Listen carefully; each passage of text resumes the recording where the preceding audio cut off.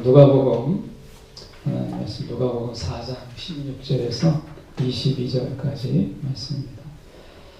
예수께서 그 자라신 곳 나사렛에 이르사 안식일에 늘 하시던 대로 회당에 들어가사 성경을 읽으려고 서심해 선지자 이사야의 글을 들이거늘 책을 펴서 이렇게 기록된 데를 찾으시니 곧 주의 성령이 내게 임하셨으니 이는 가난한 자에게 복음을 전하게 하시려고 내게 기름을 부으시고 나를 보내사 포로된 자에게 자유를 눈먼 자에게 다시 보게 함을 전파하며 눌린 자를 자유롭게 하고 주의 은혜의 해를 전파하게 하려 하심이라 하였더라.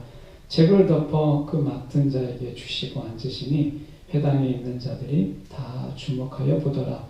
이에 예수께서 그들에게 말씀하시되 이 글이 오늘 너희 귀에 응하였느니라 하시니 그들이 다 그를 증언하고 그 입으로 나오는 바 은혜로운 말을 놀랍게 여겨 이르되 이 사람이 요셉의 아들이 아니냐. 아멘. 오늘 이 말씀 가지고 은혜의 해라는 제목으로 함께 말씀을 나누도록 하겠습니다. 누가복음의 주제가 무엇이냐라고 하는 우리가 누가복음 핵심이 무엇이냐라고 하는 거죠. 사복음서를 우리가 복음서를 왜 4개나 있을까라고 얘기했을 때 우리가 성경학적으로 이야기하면 우리가 입체적인 조명이다 이렇게 얘기합니다. 이게 평면도가 아니고 입체 도면이다라고 하는 거예요. 옆에서 보고 앞에서 보고 때로는 밑에서 보기도 하고 위에서 보는 거죠. 그러니까 예수님을 각각의 방향에서 조명을 하는 거예요.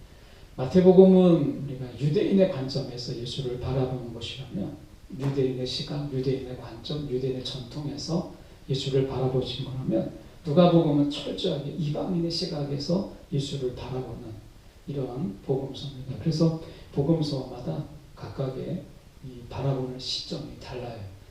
그래서 이 마가복음과 다르게 이 누가복음은 오늘 주제가 18절과 19절이 누가복음 전체의 핵심적인 주제입니다. 이것은 굉장히 중요한 부분인데요. 주의 성령이 내게 임하였으니 이는 가난한 자에게 복음을 전하게 하시려고 이렇게 되어 있어요. 이것은 우리가 17절의 말씀처럼 선지자 이사야의 글입니다. 그 선지자 이사야 61장 1절과 2절의 말씀을 예수님께서 펴서 일부러 펴셔서 이사야 61장 1절과 2절의 말씀을 예수님 읽으신 거예요. 그러니까 결국 이사야의 이 예언을 누구를 통해서 예수를 통해서 이루신다라고 하는 것을 이 누가는 보여주고 있는 것입니다. 그런데 누가가 이방인의 시각이잖아요. 이 이방인의 시각에서 이사야를 읽는다라고 하는 것은 우리가 어떤 의미가 있을까라고 했을 때 사실은 우리가 19절에 보시면 주의 은혜의 해라고 이야기합니다. 이것을 우리가 구약에서 보면 한 번도 구약에서 지켜진 적은 없어요. 그런데 희년이라는 게 있습니다. 그러니까 50년이 되든 딱 해는 그때의 해에 모든 노예가 그리고 모든 빚이 다 청산되고 노예는 다 해방되고 하는 희년의 때가 있습니다. 구약의 역사상 희년은 한 번도 지켜지질 않아요. 하나님이 말씀하셨던 부분이 희년을 지키지 못합니다.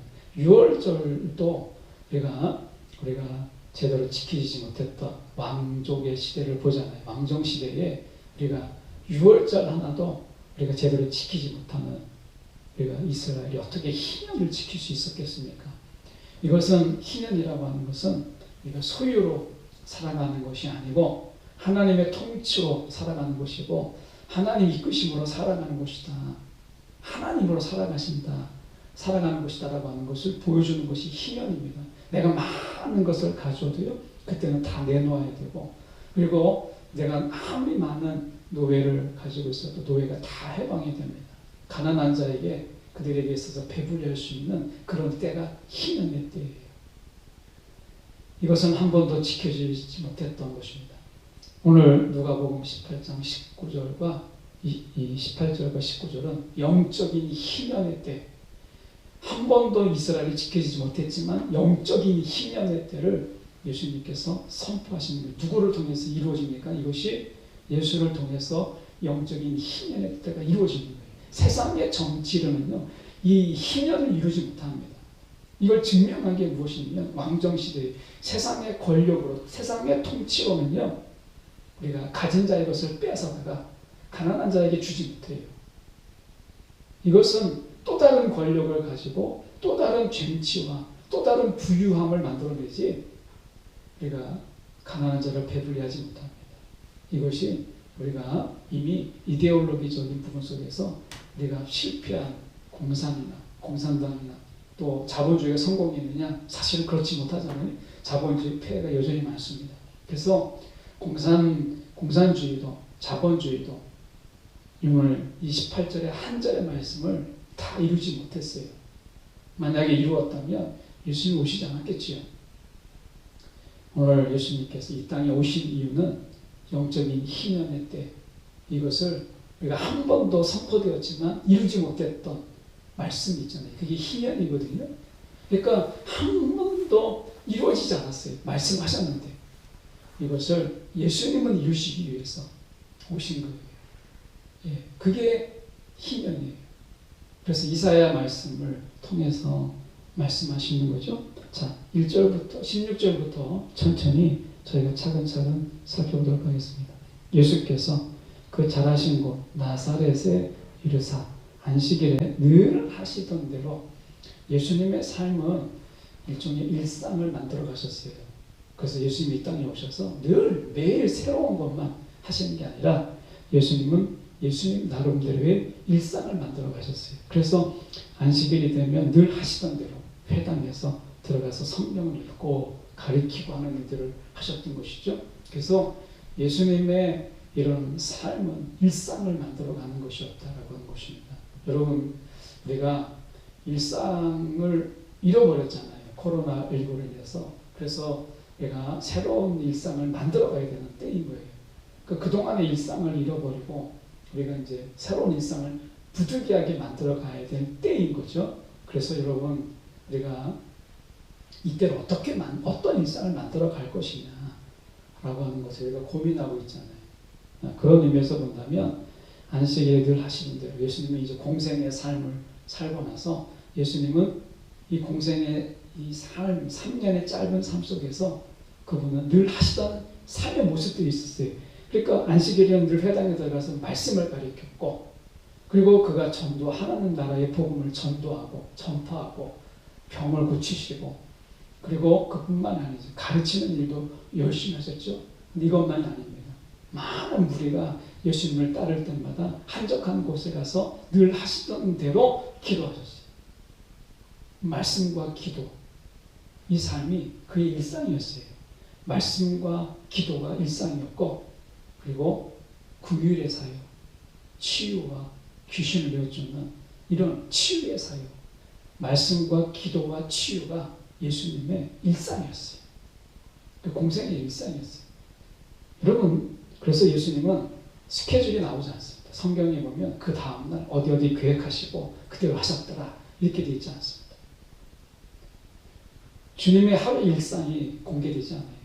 그런데 예수님은 일정한 패턴을 가지고 일상의 삶을 살았다는 것을 우리가 볼 수 있어요. 그래서 예수님의 3대 사역이 우리가 전파하시고 가르치시고 치유하시잖아요. 그러니까 말씀과 기도 없이는 어떻게 치유가 일어날 수 없다고 제자들이 얘기하잖아요. 그러니까 말씀과 기도와 치유가 이게 그의 늘 일상이었다는 것입니다. 여러분, 어쩌면 저는 이런 생각을 한번 해봅니다. 코로나19로 인해서 기존까지 우리가 했던 일상을 다 흔들어 놓으셨어요. 코로나19가. 그런데 어쩌면 우리 가운데 뉴 노멀이다, 새로운 일상이다 라고 하는데, 여러분, 그 새로운 일상 속에서 우리가 말씀과 기도 그리고 성령의 사역 속에서 우리는 어떻게 만들어갈 것인가를 고민할 때가 아니냐라는 거예요. 새로운 일상을 어떻게 만들어갈 것이냐 라고 하는 것을 우리가 이제 고민할 때인 거죠. 예수님께서는 어쨌든 간에 우리가 그런 일상의 삶을 통해서 사역하셨어요. 그러면서 17절에 선지자 이사야의 글을 드리거늘 책을 펴서 이렇게 기록된 대로 저를 찾으셨다라고 하는 것은 예수님이 이 말씀을 알고 계셨고 이 말씀의 성취자로 이 땅에 오셨다는 것을 그런 정확하게 말씀하시는 거죠. 여러분, 이사야의 글을 그가 읽었다라고 하는 것은 매우 중요합니다. 이것은 예수님이 구약을 그가 인정하셨다라고 하는 거예요. 구약의 그런 계시성을, 그 정경성을 인정하셨다라고 하는 것입니다. 그래서 우리가 예수님이 이사야 글을 읽고 이렇게 말씀하시죠. 그가 주의 성령이 내게 임하셨으니 이렇게 말합니다. 주의 성령이 내게 임하셨으니 자, 이렇게 말씀하시죠. 예수님은 혼자 사역하지 않으셨어요. 그분은 혼자 사역하지 않았어요. 성령이 그분께 임하셔서 동역하셨고 아버지의 뜻대로 행하셨어요. 예수님은 성부, 성자, 성령의 사역 속에서 사역하신 거예요. 하물며 우리가 사역할 때 우리 혼자만의 사역이라는 건 없습니다. 아버지의 뜻대로 예수 안에서 성령의 도우심으로 우리가 감당해야 되는 것이죠. 예수 안에서 아버지의 뜻으로 아버지의 뜻을 품고 성령의 도우심을 통해서 우리가 살아가는 것이죠. 근데 놀랍게도요, 우리 가운데 이 성삼위 하나님의 역사가 우리 가운데 있다는 거예요. 예. 그래서 여러분, 우리가 예수님께서 지금 하신 그대로 주의 성령이 내게 임하셨으니 성령이 우리 가운데 내주하시죠. 자, 우리가 성령과 무관한 삶은 어떤 삶이라도요, 주님이 기뻐하지 않으신다. 우리가 선행을 하면, 착한 일을 하면, 누군가를 도우면 주님이 기뻐하실 거라고 생각하시지만 그렇지 않습니다. 우리가 주님이 기뻐하시는 것은 우리가 성령의 인도함 속에서 살아가는 삶을 기뻐하십니다. 우리가 예수님의 사역을 가만히 보시면 오늘 큐티만 해도 그렇습니다. 자, 예수님께서 어떻게 하셨어요? 병자들을 막 고쳤고 귀신 들린 자를 고치죠. 지금 누가복음이 우리가 매일 성경을 보는 거니까 제가 이제 아까 1시간 반 전에 큐티도 제가 오늘 올렸는데 보면 어떻습니까? 많은 사람들이 병을 낫고자 해서 와요. 근데 그 앞에 예수님께서 예수님에게 그 병 고치는 능력이 그와 함께 하사 이런 구절이 나옵니다. 그러니까 그 병 고치는 능력, 그 병 고치는 능력이 주님과 함께 하사 이렇게. 그러니까 그 병 고치는 능력이라고 하는 것이 어디서 왔어요? 성령이 병 고치는 능력을 이제 성령께서 함께 하셨다라는 표현을 우리가 병 고치는 능력이 그와 함께 하사 이렇게 표현하고 있는 것이죠. 그렇게 본다면 예수님의 사역은 성령과 동행하는, 성령과 동역하는 사역이었다는 거예요. 왜냐하면 우리 가운데 모범이 되게 하기 위해서, 우리 가운데 길라잡이가 되게 하기 위해서 그렇게 하시는 거예요. 물론 우리가 예수님은 하나님이시기 때문에 성령의 도움 없이 행하실 수 있겠죠. 그런데 예수님은 성령과 함께 동역하심을 통해서 우리도 성령과 동역하는 삶의 모델을 보여주셨어요. 우리도 그렇게 하라는 거예요. 그래서요, 여러분, 내 뜻대로 내가 원해서 선행을 하는 것은요, 하나님이 기뻐하지 않으십니다. 성령의 인도함 속에서 내가 어떤 일을 할 때 하나님은 기뻐하시는 거예요. 그래서 여러분, 이렇게 하면 하나님이 기뻐하시겠지라고 하는 것을 하지 말라는 거예요. 그건 이미 사사기 시대잖아요. 각기 옳은 대로. 그러니까 이렇게 하면 하나님이 기뻐하시겠지라는 이 판단을 이렇게 내려놔야 된다. 성령 이끄시는 대로 그냥 하는 거예요. 그래서 예수님께서 어떻게 했어요?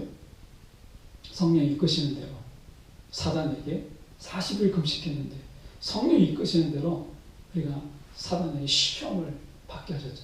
성령 이끄셨어요. 근데 이끄신 대로 가신 거죠. 이게 아버지를 기쁘게 하는 거예요.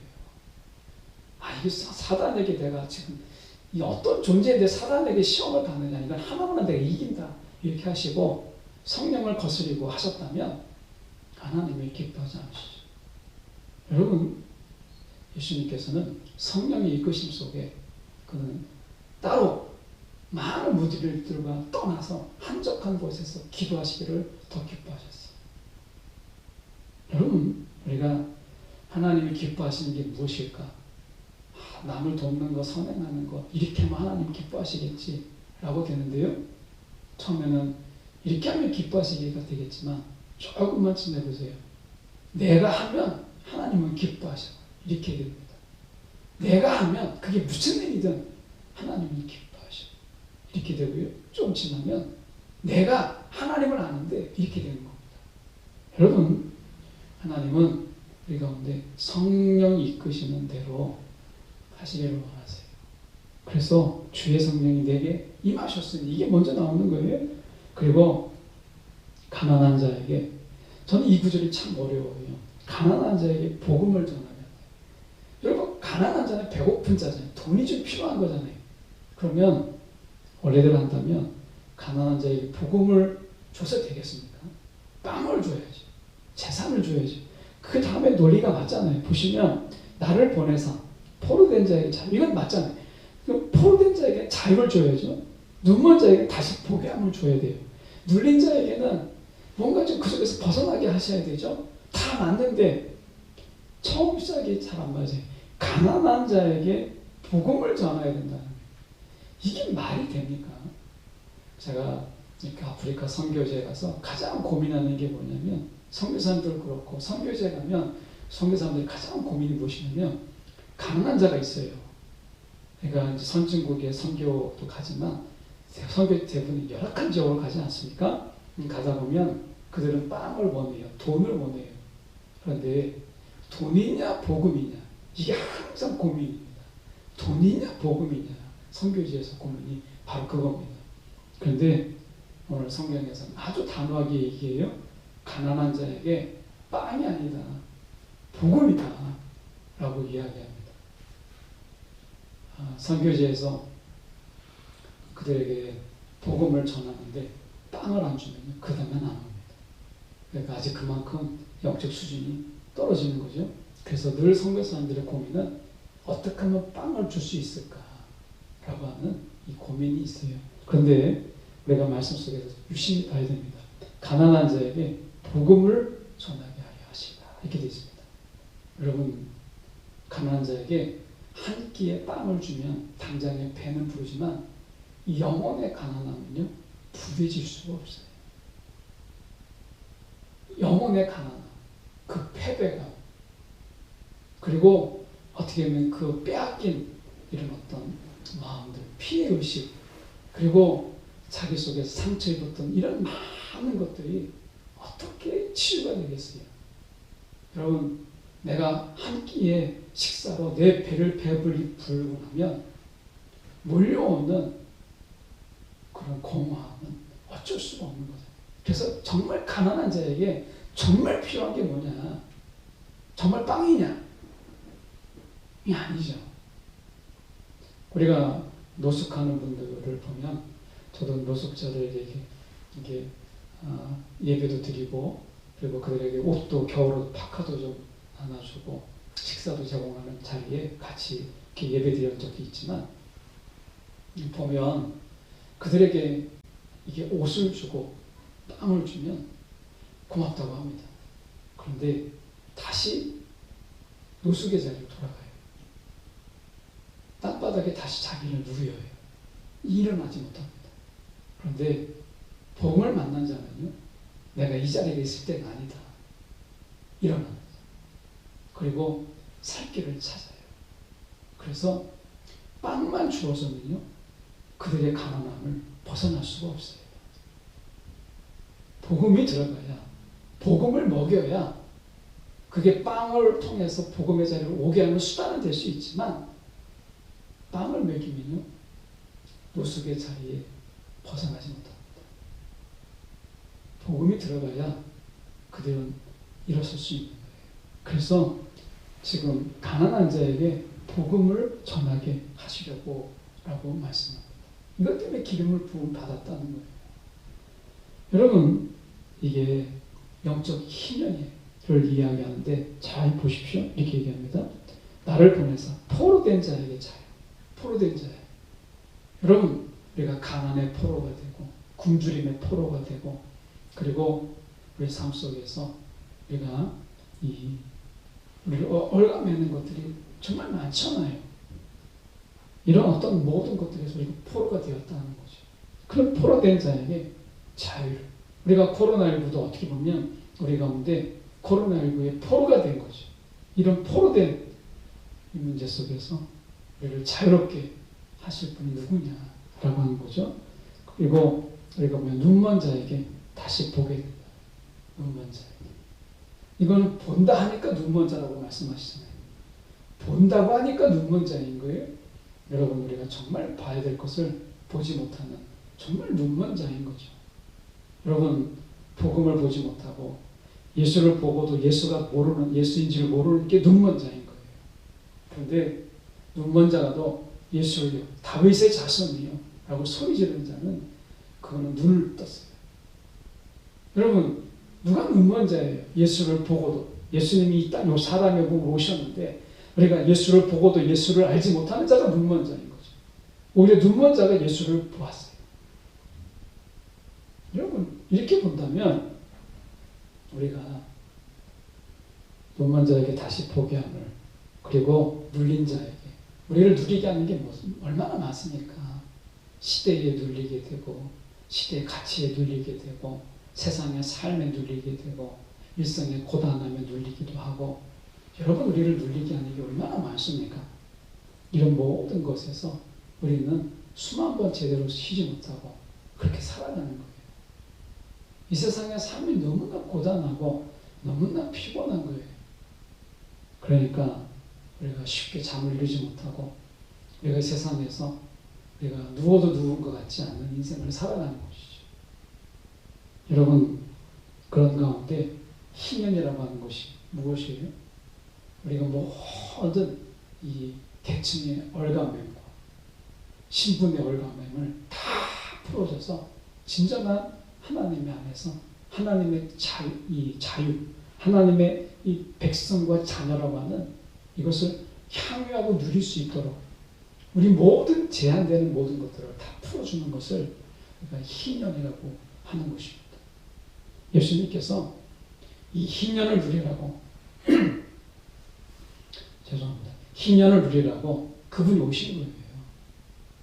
그런데 더 놀라운 말씀을 하십니다. 뭐라고 말씀하시냐면 21절을 보십시오. 이렇게 얘기합니다. 이에 예수께서 그들에게 말씀하시되 이 글이 오늘 너희 귀에 응하였느냐. 다른 성경을 보면 이 성경의 말씀이 너희가 듣는 가운데 오늘 이루어졌다. 오늘 이루어졌다.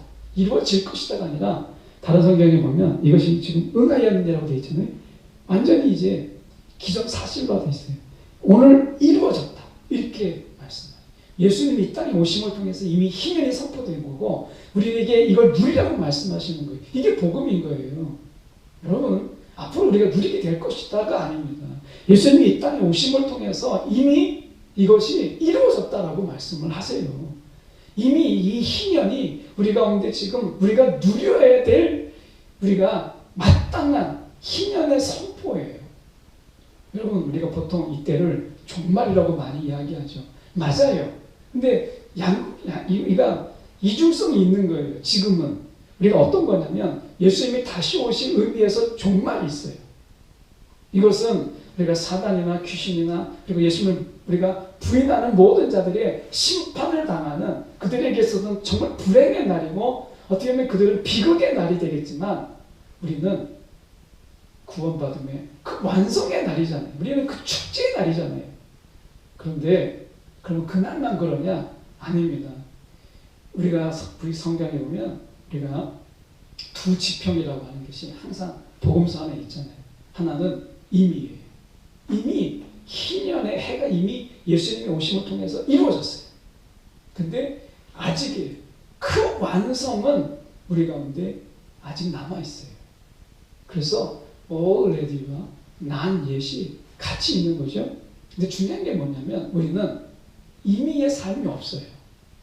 아직의 삶만 늘 살아요. 아직 이루어지지 않았어요. 아직 오지 않았어요. 아직 그날은 오지 않았어요. 그래서 늘 의미가 없어요. 예수님이 우리 가운데 말씀하시는 게 그거예요. 여러분, 이미의 삶을 살라는 거예요. 이미. 그래야 아직을 기다리는 거예요. 근데 이미의 삶이 없이 늘 아직의 삶으로 사니까 안타깝죠. 여러분, 이방인들에게 이 말씀을 지금 하고 계시는 우리들에게 얘기하고 있는 거죠. 물론 이방인 우리가 아니지만 우리가 그들에게 선포한 내용 우리가 다시 되새겨야 된다는 거예요. 여러분, 이미 우리는 희년의 해를 살고 있는 거예요. 여러분, 우리를 지금 올가매고 있고 우리를 옥죄고 있는 게 무엇이에요? 예수님 다 이루셨다. 지금 희년의 때다. 나의 지금 이건 다 거짓인 거예요. 나를 올가매고 있는 이 모든 것들이 우리가 삶의 실제가 아니라는 거예요. 자, 이 말을 오해하시면 안 됩니다. 그럼 실제가 없다는 이야기냐? 그 얘기가 아니고, 여러분, 우리가 삶이 힘들고 버겁고 우리를 짓누르고 하는 것들이 삶의 무게가 여러분 장난이 아니잖아요. 분명히 있죠. 그런데요, 우리 가운데 이미 영적인 제가 희년이라고 말씀하셨잖아요. 그것 때문에 내가 눌릴 필요가 없고, 그것 때문에 내가 영적으로 내가 초라해질 필요가 없다는 거예요. 영적인 희년이 이미 우리 가운데 있잖아요. 자, 지금은 부활과 지금의 삶의 차이가 뭐죠? 왜 부활의 때가 있어야 돼요? 내 몸은 아직 부활하지 않았어요. 부활체가 아니에요. 근데 내 영은 이미 거듭났어요. 영적인 희년이 내 속에 일어난 거예요. 그리고 부활의 때에 나는 죽지 않는 몸을 나는 하나님부터 공급받게 돼요. 내 몸은 부활의 때에 거듭나게 돼요. 몸은. 근데 예수님이 이 땅에 오심을 통해서 희년이 이미 임했잖아요. 그러면 내 영혼은 이미 거듭난 거예요. 희년을 맛보고 있고 희년을 누리는 거예요. 그래서 이미 영은 희년을 사는 거고 아직 몸은 아닌 거예요. 이게 두 지평인 거죠. 그래서 우리가 살아갈 때 몸 때문에 영혼이 끌려가서는 안 되고, 우리의 삶은 영혼으로 인해서 육체가 끌려가게, 영혼이 육체를 이끌어가도록 하셨다는 거예요. 그래서 내 영혼이 기쁜 거예요. 그래서 육체가 비참함 속에 거하지 않아요. 내 영혼이 희년으로 인해서 나는 자유해요. 그래서 나를 내 육체를 올가매는 것으로 인해서 내 영혼이 슬프지 않아요.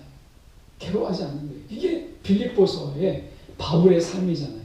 그는 빌립보서는 알다시피 옥중서신이거든요. 감옥에 갇혀 있는 거예요. 몸은 갇혀 있죠. 근데 그는 노래하고 찬양해요. 왜요? 영은 자유하니까. 그래서 그를 가두어도 그 영혼의 자유함을 뺏어갈 수 없었다는 거예요. 그게 항상 기뻐요. 사도 바울이 갇혔는데 항상 기뻐라고 외치잖아요. 여러분, 오늘 영적 희년이 이미 이루어졌어요. 그래서 우리가 완벽하게 코로나19 속에서 우리가 시대에 막 우리를 막 짓누르고 막 목을 조르고, 우리가 조금 뭐가 거동하고 움직이려고 하면 어떻게 해요? 막 또 다시 방역 체계가 막 강화된다고 해가지고 막 우리가 뒷목을 막 비틀고 팔을 비틀고 막 이렇게 하잖아요. 옴짝달싹 못하게 미칠 것 같죠? 맞습니다. 정말 그래 답답해요. 그런데 오늘 성경을 보니까 우리의 영혼은 이 모든 것에서 자유한 거예요. 영적 희년이거든요. 이미. 그래서 사도 바울의 빌립보서 말씀을 좀 끌어오면 내 육체가 이렇다 하더라도 영혼은 갇힌 것이 아닌 거예요. 영혼의 기쁨으로 육체의 우울함을 이기는 거죠. 영혼의 환희로 인해서 영적인 이 슬픔을 이겨내는 거예요. 이게 우리가 살고 있는 이 시대라는 거예요. 여러분, 예수의 말씀이 거짓이 아니잖아요. 뭐라고 말씀하세요? 너희가 듣는 가운데서 오늘 이루어졌다. 이렇게 말씀하세요. 오늘 이루어졌다. 이루어질 것이다가 아니라 이루어졌다. 라고 말씀하시잖아요. 여러분, 우리는 늘 아직만 있어요. 의미가 없어요. 의미가 있는 삶을 사십시오. 의미가 있는 삶. 이 삶으로의 인도함이 복음인 거예요. 저와 여러분이 쉽지 않지만 이 영혼의 일상을 살아야 된다는 거예요. 영혼의 일상. 육체의 일상이 있는 것처럼 영혼의 일상이 있는 거잖아요. 이 영혼의 일상 속에서 우리가 살 때 여러분 육체는 따라옵니다. 육체가 따라오게 해야 돼요. 제가 책을 하나 보고 있는데 재미있는 표현이 하나 있었어요. 지금의 시대는요, 뭘 파는 시대가 아니라는 거예요. 사람들이 사야만 되는 시대라, 사게 하는 시대라. 파는 게 아니라 이거 내가 사야 되겠구나.